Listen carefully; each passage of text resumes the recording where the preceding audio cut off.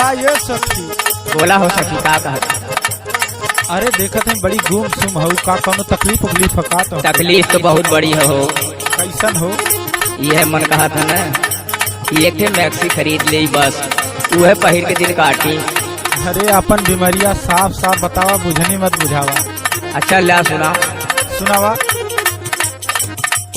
सारा सबके सिंगार ऋषि आई जाता साखी हो।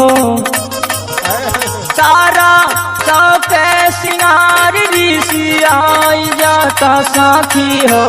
गरमी बेसरमी भइल लहंगा लसियाई जाता साखी हो।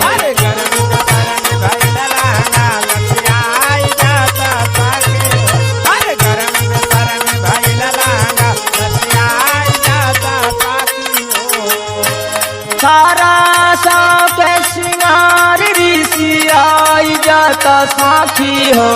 गरमी बेसरमी भइल लहंगा लसियाई जाता साखी हो।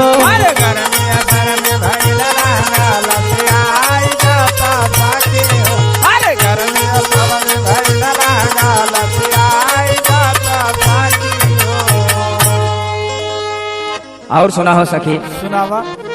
आमा बौरी के ले ली हले बाटी कोरा। मन करे सूते के बलम राउर कोरा।